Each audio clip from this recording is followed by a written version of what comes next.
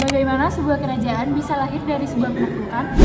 Setelah pertempuran Sunda Kelapa antara Kesultanan Demak dan Kerajaan Pajajaran, lahirlah Kesultanan Banten yang kelak berkembang menjadi kerajaan besar di wilayah Jawa Barat. Halo semuanya, selamat datang di video edukasi sejarah. Pada kesempatan kali ini, saya Clara Lobuka Dan saya Janelle Arifah. Kita akan membahas tentang Kerajaan Banten, mulai dari sejarah berdiri, masa kejayaan, Kehidupan sosial dan politik. hingga keruntuhannya. Yuk simak sampai selesai. Pada abad ke-15 hingga ke-16, Pulau Jawa mengalami perkembangan besar dalam penyebaran Islam. Pengaruh ini tidak hanya mengubah kepercayaan masyarakat, tetapi juga melahirkan kerajaan-kerajaan bercorak Islam, salah satunya adalah Kesultanan Banten. Sebelum menjadi kerajaan Islam, wilayah Banten dikenal sebagai Banten Girang dan merupakan bagian dari Kerajaan Sunda. Sejak awal, daerah ini memiliki peran penting dalam pelabuhan perdagangan. Komoditas seperti beras dan lada diperdagangkan hingga ke berbagai wilayah, bahkan sampai ke luar Nusantara. Letaknya yang strategis di pesisir utara Jawa membuat Banten berkembang sebagai pusat aktivitas ekonomi yang ramai. Nah, perubahan besarnya itu terjadi ketika Sunan Gunung Jati bersama putranya, yaitu Sultan Hasanuddin, datang untuk menyebarkan Islam di wilayah tersebut melalui pendekatan dakwah dan kekuatan politik. Mereka berhasil memperluas pengaruh Islam di Banten. Tidak hanya mengubah keyakinan masyarakat, keduanya juga berperan dalam membangun kekuasaan baru. Nah, pada sekitar tahun 1525, Banten mulai berdiri sebagai bagian dari Kesultanan Demak. Tidak lama kemudian, wilayah ini berkembang menjadi kerajaan yang mandiri. Pada tahun 1527, pasukan Demak di bawah kepemimpinan Fatahillah berhasil melakukan Sunda Kelapa dan mengubah namanya menjadi Jayakarta, yang menjadi simbol kemenangan dan semakin memperkuat posisi Banten di wilayah Barat Jawa. Di bawah kepemimpinan Sultan Hasanuddin, Banten berkembang pesat.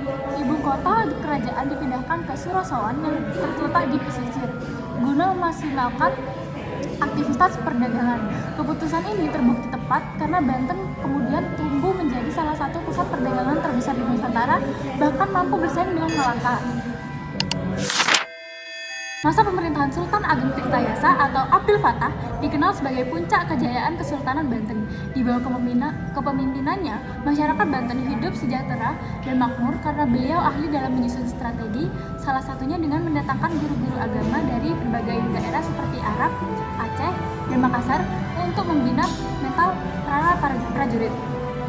Wilayah kekuasaan Banten juga semakin luas hingga ke Batavia, dan beliau sangat gigih melawan VOC serta menolak segala bentuk penjajahan tanpa mau berkompromi. Dalam aspek sosial dan politik, Sultan membangun hubungan kerjasama internasional di bidang perdagangan yang menghubungkan Banten dengan bangsa Eropa dan Timur Tengah, sehingga perekonomian berkembang pesat. Namun, kemajuan ini mulai mengalami kemunduran akibat munculnya konflik politik internal, yaitu perselisihan antara perebutan kekuasaan antara Sultan Ageng Tirtayasa dengan putranya sendiri, yaitu Sultan Haji. Konflik ini semakin parah karena adanya campur tangan VOC yang ikut adu domba. Pada akhirnya menjadi penyebab utama keruntuhan masa kejayaan dan keruntuhan Kesultanan Banten. Banten berhasil menjadi pusat perniagaan karena memiliki jaringan perdagangan lokal yang sangat luas dan beragam, bahkan lebih variatif dibandingkan perdagangan internasionalnya. Pelabuhan utamanya seperti Karangatu, Bontang, dan Cigede menjadi titik temu perdagangan dari berbagai penjuru Nusantara maupun dunia. Karena produksi domestik tidak mencukupi jumlah penduduk, Banten bergantung pada impor bahan pangan.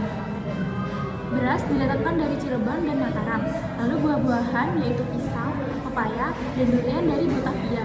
Lalu garam, karena kondisi air laut yang berada di Teluk Banten kotor, Banten mengimpor garam kualitas tinggi dari Jawa Timur dengan keuntungan 4 kali lipat. Lalu ikan asin diimpor dalam jumlah besar dari Banjarmasin melalui perdagangan besar. Lalu yang keempat, bumbu-bumbu seperti bawang putih diimpor dari Palembang. Lada merupakan komoditas ekspor utama, yaitu lalu cengkeh diimpor dari Maluku atau Ambon dan Banda untuk kemudian diekspor kembali ke Banten. Lalu jalur pelayaran strategis. Banten memiliki jalur pelayaran tetap yang menghubungkan bandar-bandar penting seperti jalur timur yang menuju Banjarmasin, Demak hingga timur melalui Bali, Nusa Tenggara, dan Flores. Lalu jalur barat atau jalur Sumatera menghubungkan Banten dengan Aceh melalui pesisir barat Patriaman Barus, dan pesisir timur, jalur barat atau Sumatera menghubungkan Banten dengan Aceh melalui pesisir barat Pariaman dan Barus, dan pesisir timur Palembang dan Bangka. Banten menerapkan kebijakan ekonomi berbasis pada wilayah bawahan seperti Elang Sari, di mana urusan adat diberikan kebebasan, namun seluruh hasil lada wajib diserahkan kepada Banten.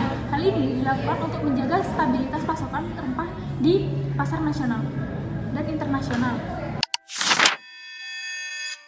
Kita akan membahas religi dan sosial budaya. Proses Islamisasi di Nusantara. Berdirinya Kesultanan menandai fase Islamisasi yang signifikan, di mana nilai Islam terintegrasi dalam sistem politik dan budaya. Sebelumnya, penyebaran Islam terbatas di komunitas kecil. Namun, berdirinya kerajaan Islam membuatnya berkembang luas dengan dukungan kekuatan politik dan budaya. Runtuhnya jaringan perdagangan Malaka membuat pesisir Jawa ramai perdagangan internasional. Yang selanjutnya, perkembangan Islam di Nusantara. Penyebaran dimulai dari wilayah barat seperti Selat Malaka dan Sumatera dengan Samudra Pasai sebagai pusat awal. Di Jawa, Wali Songo berperan besar membangun jaringan dengan kerajaan lokal. Nah, Nawawi Al-Bantani atau nama lengkapnya Al-Mu'ti Muhammad Nawawi Al-Bantani lahir di Tanara, Banten, dari keluarga bangsawan dan religius, bersilsilah hingga Maulana Hasanuddin dan Sunan Gunung Jati. Pendidikan dimulai dari ayahnya, lalu belajar ke berbagai ulama Banten, Jawa Barat, hingga menuntut ilmu ke Mekah, Madinah, Mesir, dan Syam. Menjadi pengajar terkenal di Masjidil Haram, ahli di berbagai bidang ilmu Islam. Mendapat gelar kehormatan dari ulama dunia, diakui sebagai tokoh pembaruan pemikiran. Karya tulisnya berjumlah puluhan hingga ratusan judul, menjadi referensi utama pesantren di seluruh Nusantara. Murid-muridnya kembali ke Indonesia dan mendirikan banyak lembaga pendidikan. Nah, pendidikan Islam sebelum modern awalnya berlangsung informal. Masjid berfungsi sebagai tempat ibadah sekaligus belajar. Ulama dari Timur Tengah diundang untuk mengajar. Pesantren sudah ada jauh sebelum abad ke-18, bahkan sejak abad ke-17. Banten dikenal sebagai pusat pendidikan Islam penting yang melahirkan banyak ulama besar. Selanjutnya, pembaruan pendidikan. Matlaul Anwar dan Al-Qariyah keduanya merupakan pelopor pendidikan Islam modern di Banten. Keduanya merupakan pelopor pendidikan Islam modern di Banten, menggabungkan ilmu agama dan ilmu umum. Nah, Matlaul Anwar madrasah pertama yang memasukkan mata pelajaran umum, mengadakan ujian tahunan dan pembagian ijazah. Lulusannya menyebar dan mendirikan banyak cabang. Sedang Al-Qariyah didirikannya Syamun tahun 1925 menggunakan sistem modern seperti di Al-Azhar, Mesir.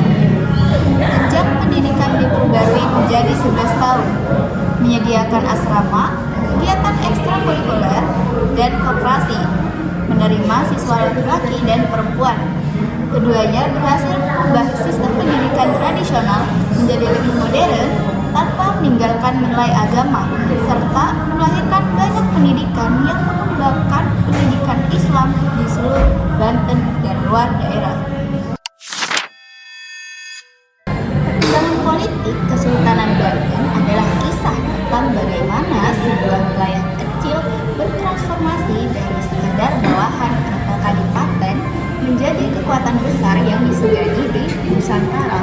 Segalanya bermula dari Sunan Gunung Jati. Beliau bukan sekedar tokoh agama. Segalanya bermula dari Sunan Gunung Jati.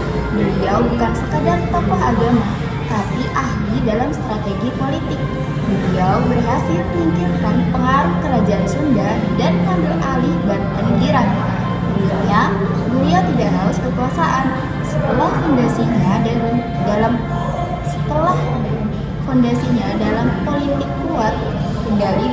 diwariskan kepada putranya, yaitu Hasanuddin. Di bawah kepemimpinan Maulana Hasanuddin, Banten benar-benar naik kelas. Ada beberapa momen penting di masa pemerintahan beliau. Yang pertama, melepaskan Banten dari Kerajaan Demak. Pada awalnya, Banten merupakan anak dari Kesultanan Demak. Namun saat Demak dilanda kekacauan politik setelah wafatnya Sultan Trenggono, Hasanuddin memproklamasikan Banten sebagai kerajaan berdaulat dengan gelar Maulana Hasanuddin Panembahan Suro Sowan. Beliau memindahkan pusat pemerintahan atau kekuasaan dari pedalaman Banten Girang ke wilayah pesisir Suro Sowan. Langkah strategis ini bertujuan untuk mengintegrasikan kekuatan politik dengan jalur perdagangan maritim internasional, khususnya komoditas lada dan beras. Hasanuddin kemudian memperluas pengaruhnya hingga ke wilayah Lampung di Sumatera untuk menjamin ketersediaan sumber daya alam dan memperkuat posisi tawar Banten di Selat Sunda. Kepemimpinan diteruskan oleh Maulana Yusuf sekitar tahun 1570 sampai 1580. Nah, pada periode ini Banten mencapai salah satu pencapaian politik. Sekitar tahun 1579, Maulana Yusuf berhasil menaklukkan Pakuan, ibu kota kerajaan Sunda. Peristiwa ini secara resmi mengakhiri kekuasaan kerajaan Coro Timur terakhir di Tatar Sunda dan memperluas hegemoni Islam di seluruh Jawa Barat. Beliau melakukan penataan pemukiman berdasarkan latar belakang etnis pedagang, seperti pembentukan kampung pekojan atau pedagang Arab dan Gujarat, serta kampung pecinan untuk pedagang Cina. Hal ini menunjukkan kemampuan diplomasi dan keterbukaan politik Banten terhadap entitas asing. Nah, pasca wafatnya Maulana Yusuf pada 1580, tahta beralih kepada Maulana Muhammad. Mengingat beliau baru berusia 9 tahun saat naik tahta, roda pemerintahan dijalankan dengan pengawasan dari wali atau dewan penasihat kerajaan. Fase ini menandai periode transisi dalam upaya mempertahankan stabilitas imperium yang telah dibangun oleh para penduduknya. Banten merupakan salah satu kerajaan maritim besar di Nusantara dengan wilayah kekuasaan yang luas dan strategis. Pada masa kejayaannya, Banten tidak hanya menguasai wilayah pesisir, tetapi juga pedalaman hingga lintas pulau. Hal ini menunjukkan kemampuannya dalam mengelola kekuatan darat dan laut, terutama untuk perdagangan dan stabilitas politik. Secara umum, wilayah kekuasaan Banten dapat dibagi sebagai berikut. Yang pertama, di sekitar wilayah Pulau Jawa Barat, meliputi pesisir barat hingga utara Pulau Jawa, yaitu daerah sepanjang pantai dari Banten ke arah timur. Wilayah ini meliputi Serang, Cilegon, dan Pandeglang. Kemudian kita meluas ke pesisir utara, yaitu ada Tangerang, Jakarta atau Jayakarta, dan Bekasi. Batas timur berada di Sungai Citarum sebagai pemisah dengan wilayah Cirebon. Setelah penaklukan Papua Pajajaran pada tahun 1579 oleh Sultan Maulana Yusuf, wilayah Banten meluas ke pedalaman seperti di Jasinga atau yang sekarang dikenal Bogor dan di Tangerang bagian dalam. Yang kedua ada di wilayah Pulau Sumatera. Sebagai kerajaan maritim, Banten juga menguasai wilayah Pulau Jawa. Sebagai kerajaan maritim, Banten juga menguasai wilayah di luar Pulau Jawa, yaitu ada Lampung, Bengkulu, sebagian juga Sumatera Selatan. Wilayah ini sangat penting karena menjadi pusat penghasil lada, yaitu komoditas utama dalam perdagangan internasional Banten. wilayah pelabuhan yang strategis. Pelabuhan menjadi kunci kekuatan Banten dalam perdagangan. Letaknya tersebar di pesisir barat Pulau Jawa, ada di Cilegon, Pelabuhan Merak yang menghubungkan Jawa dan Sumatera, ada Pelabuhan Serang, Anyer, Pontan, Tanara, Pandeglang, Labuan, dan Panimbang. Pelabuhan-pelabuhan ini menghadap langsung ke Selat Sunda sehingga sangat strategis untuk mengendalikan jalur perdagangan. Nah, kekuasaan Banten memiliki beberapa ciri utama, yaitu yang pertama bersifat imperium maritim, yaitu kerajaan yang mengandalkan kekuatan laut dan perdagangan. Yang kedua, menerapkan strategi geopolitik, yaitu pengaturan wilayah untuk menjaga kekuasaan dan keamanan. Yang ketiga, memiliki pusat pemerintahan di Keraton Surosowan. Nah, yang keempat ini mengkombinasikan wilayah pesisir sebagai pusat perdagangan dan wilayah pedalaman sebagai pusat perdagangan dan wilayah pedalaman sebagai daerah produksi. Sekarang saya akan membahas rutenya Kerajaan Banten. Nah, seperti yang kita tahu, Kerajaan Banten merupakan salah satu kerajaan Islam terbesar di Nusantara. Seperti yang kita tahu, Kerajaan Banten merupakan salah satu kerajaan besar di Nusantara yang mencapai masa kejayaannya pada abad ke-16 hingga pertengahan abad ke-17. Terutama pada masa pemerintahan Sultan Ageng Tirtayasa, letaknya yang strategis dan jalur perdagangan Selat Sunda membuat Banten berkembang menjadi pusat perdagangan internasional. Namun seiring berjalannya waktu, Kerajaan Banten mengalami kemunduran dan akhirnya runtuh pada tahun 1813. Keruntuhan tersebut disebabkan oleh beberapa faktor, yaitu faktor internal dan faktor eksternal yang saling berkaitan. Sekarang saya akan membahas faktor internal. Nah, faktor internal merupakan penyebab keruntuhan yang berasal dari dalam kerajaan Banten sendiri. Nah, salah satunya adalah konflik terbesar terjadi antara Sultan Ageng Tirtayasa dengan putranya sendiri, yaitu Sultan Haji. Sultan Ageng ingin mempertahankan kedaulatan Banten dan menolak campur tangan VOC. Sedangkan Sultan Haji memilih kerjasama dengan VOC demi memperoleh kekuasaan. Perselisihan tersebutlah berkembang menjadi perang saudara yang membuat kondisi ekonomi, politik, pemerintahan Banten menjadi tidak stabil. Sultan Haji meminta bantuan VOC untuk melawan ayahnya sendiri, sehingga kekuasaan kerajaan terpecah menjadi dua kubu. Sultan Ageng bersama pengikutnya seperti Syekh Yusuf dan Pangeran Purbaya pergi ke pedalaman Sunda untuk mempertahankan kekuasaan.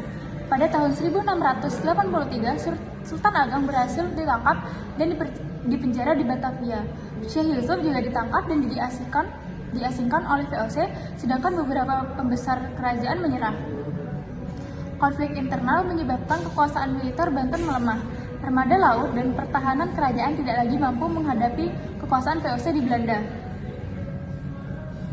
Banyak tokoh penting kerajaan yang ditangkap atau berpihak pada VOC sehingga persatuan kerajaan semakin hancur. Setelah konflik tersebut, pengangkatan Sultan Banten harus mendapat persetujuan dari pemerintah kolonial di Batavia. Hal ini menunjukkan bahwa kedaulatan Banten mulai hilang. Pada masa Sultan Muhammad bin Muhammad Muhyiddin Zainus Salihin, kondisi kerajaan semakin lemah akibat tekanan politik dan militer dari Belanda. Yang kedua, faktor eksternal. Faktor eksternal adalah faktor yang berasal dari luar kerajaan Banten. VOC memanfaatkan konflik antara Sultan Ageng dan Sultan Haji untuk memperluas kekuasaannya di Banten. Sebagai balas jasa atas bantuan VOC kepada Sultan Haji, wilayah Lampung diserahkan kepada VOC pada tahun 1682, padahal Lampung merupakan daerah penting penghasil lada dan sumber ekonomi Banten. Pada tanggal 22 Agustus 1682, dibuat perjanjian yang memberikan hak monopoli perdagangan kepada VOC.